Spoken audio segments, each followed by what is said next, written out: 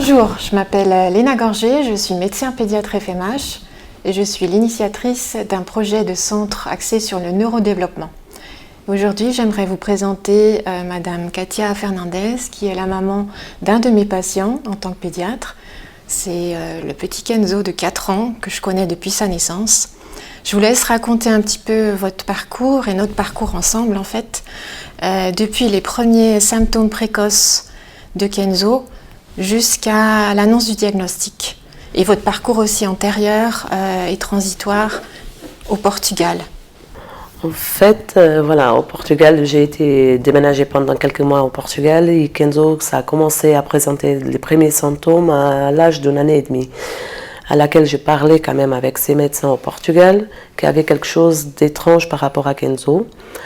Et voilà, en fait, la réponse était on verra quand il aura 2 ou 3 ans.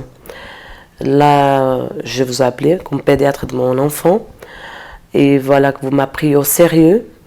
Et depuis que vous l'avez pris, quand j'ai retourné en Suisse, jusqu'à que ça sorte un diagnostic, grâce à ces réseaux multidisciplinaires, le diagnostic de Kenzo, ça a sorti précocement en 4-5 mois, plus ou moins.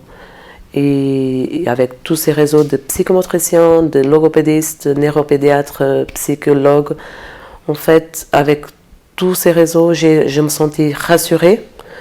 Est-ce que c'était utile pour vous d'avoir un diagnostic précocement, pour intervenir aussi précocement avec des thérapies? Oui, sans doute, parce que oui, on voit qu'il avait un problème, mais on ne savait pas comment aider, comment éduquer cet enfant, finalement.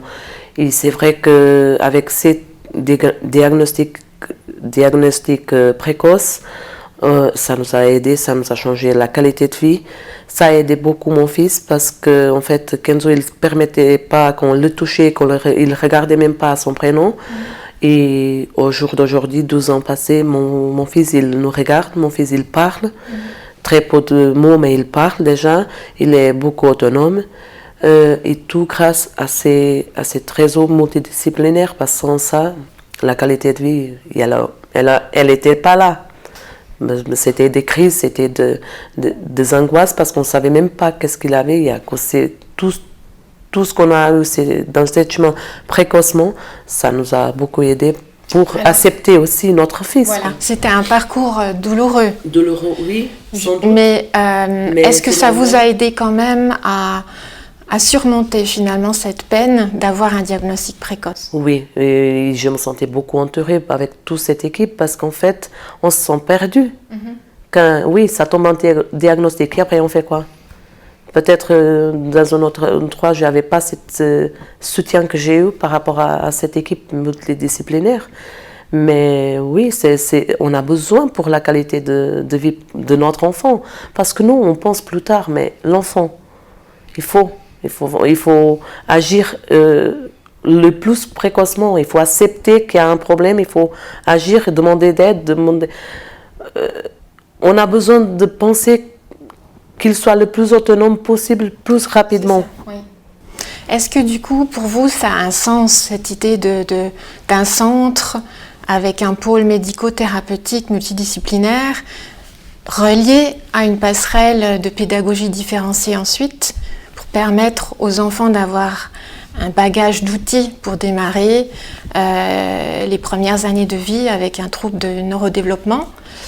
Oui, on a besoin de ça parce qu'on n'a pas ça. Il y a un mélange de tout, mais on a besoin de prendre ça au sérieux.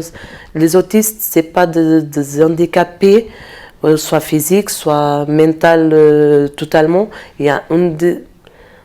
En fait, il y a un problème dans son cerveau, mais ils ont besoin d'une équipe multidisciplinaire que ça travaille sur ça, sur les problèmes neurodéveloppement en fait. Parce que pour le rentrer dans l'école normale plus tard, ou pour les aider à être plus autonomes, qu'ils arrivent à apprendre plus rapidement, parce qu'on n'a pas ça. Oui, on a des institutions, oui, et on a des crèches normales. Moi, j'ai décidé de mettre Kenzo dans une crèche normale. Je pensais que ça allait aider plus.